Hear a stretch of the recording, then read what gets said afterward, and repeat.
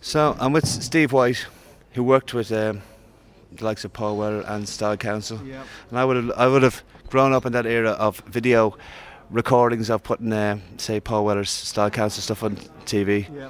And I've heard a rumour that you started off in the band when you were 15. 17. I was 17 when I started off working with Paul. Yeah, sort of. So, 15 I was out and about playing in London, and 16 I was working with Glenn Tilbrook and Chris Difford from Squeeze, and 17 I joined the Style Council, and been at it ever since, really.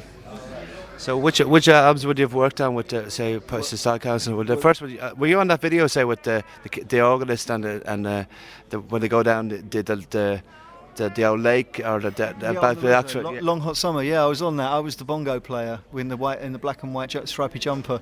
We'll have to watch out for that. Dig that one out. Yeah, that was the first thing. One of the first things I ever did with Paul, and I did Cafe Blur, and then we did Our Favourite Shop, and then we did Confessions and the Cost of Loving album and the live album, and I did Live Aid with Paul and toured. You did Live Aid? Yeah, I did Live Aid when I was 19, I think, and then toured with Paul to Australia, to Japan numerous times, to America, and then started to work with Paul as a solo artist, and on and off, pretty much more on than off. I've worked with Paul for 20 years now, so.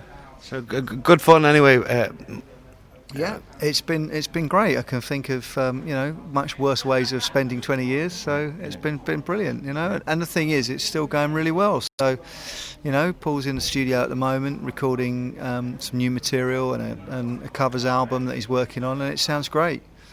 So you're working on that one too, then? Yeah, I just been in Holland, in Amsterdam, working with Paul on a covers album that he's got coming out, and it was fantastic. He's really firing at the moment. One of my favourite bands, when the first, but I was a bass player, hooking into the jam was Start. Remember the bass line at Start? As a bass player, you're a drummer, you would probably remember. That was a good little bass line. They're very tight little band, generally. The Jam were great, and it's amazing, to hear the legacy now. I mean, they get played so much, and hearing, when you hear how good tunes like Going Underground were and Town Called Malice, they sound as fresh now as they did then. They were really one of the great sort of English bands. They're way up there with all the best. Like of Sting and Paul Weller, like I would know English music for that, like. Yeah, well, I don't think Sting and Paul Weller have a lot in common. I know that Sting, in the Police, actually did some gigs with the Jam, and Paul could never quite get his head around the fact that they had mock fights on stage, and the whole kind of showbiz aspect of it never really interested Paul. And it's quite interesting, really, because at that time when Paul was like 17, Sting was already 27, 28, and there's a good 10 years age difference between them. Anytime I see Paul Weller on TV, I'm saying the likes of Jules Holland, I mean, he really puts it out. He doesn't, like, as an artist, you were saying earlier on, the youngsters getting into music and that. The reasons for getting into music are probably not the last reason for getting into music is for the money. Yeah. Well, yeah, I agree. I mean, you don't get into music for the money. Most musicians do not end up making a vast amount of money. It's if you're lucky and you get involved in a band that does really well, but the most that you can ask for is to hopefully go through, make enough money to do what you want to do and just enjoy music. It doesn't necessarily mean you've got to be a professional musician, but to enjoy music, and that's what I think. Things are changing now, and the venues are not there, studios are not there, so you've got to find other outlets. But the thing is that live music's never been stronger. I mean, we've had over 300 people here today.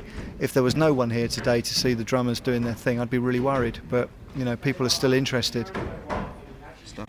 So Steve, you were talking to the crowd here. Like, there must be about 400 people here, and you were giving them a little bit of advice.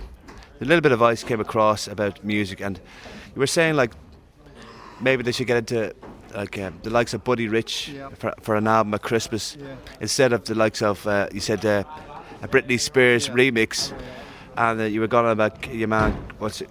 The guy over in England, the Caulfield or whatever his name is.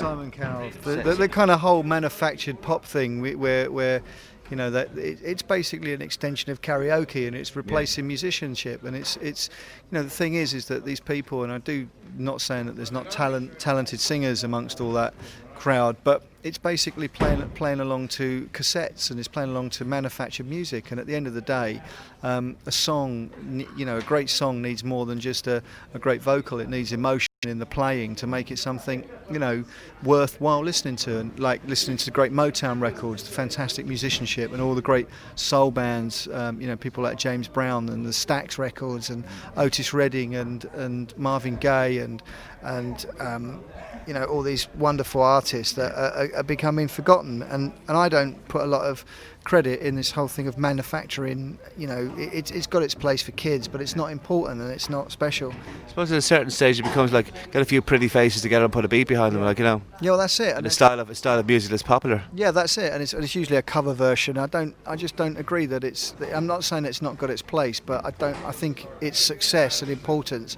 has got all out of proportion. You know, I think that. You know, we live in a part of the world that's very, very rich culturally, yet all we do is, you know, we sort of fill ourselves with McDonald's and watch EastEnders and rubbish like that. And I think entertainment and art is something a little more deeper, really. Yeah. So did you ever tour over in the likes of Scandinavia and Germany now? So you got to go. Those countries seem to have great response to music. At least they pay. I mean, as a musician, you probably get reasonably well paid over there. And you were talking about earlier on, I don't know, was the Brantford or Bingley or which particular. But you have to pay the bills as well, don't you? Do. And you know, I'll play anywhere really. If we can do well. And Germany and France and Europe, Spain, Italy, they do have a real appreciation of good music. And I mean, it's the same in the UK. You know, where I am. I mean, people still want to see it, but it seems to be in this country, in the UK, everything is very regulated, and they want to do everything to stop people from playing live. Where at least in Dublin, it's like walking around, you can still hear live musicians in bars and things, and that's more of a European thing. And I think it's to be commended. So, who would you say? Paul Weller, and did you work with Oasis as well? Yeah, I worked with Oasis. I toured with Oasis, and when my brother Alan hurt his hand, and I've worked with Dr. John, the New Orleans legend, and I've worked with Dr. John, the Night Tripper.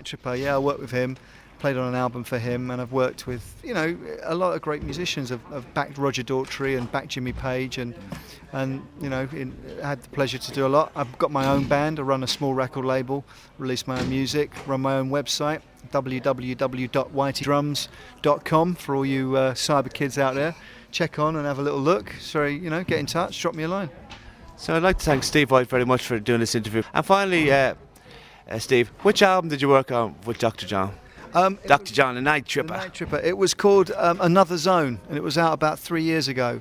And we played on, myself, Paul, and Steve Craddock and Damon Minchella from Ocean Colour Scene. We played on about three tracks for him, and it was good. It was really good. Another Zone, it was called. Okay, thanks very much, Steve. Thank you, and keep it real.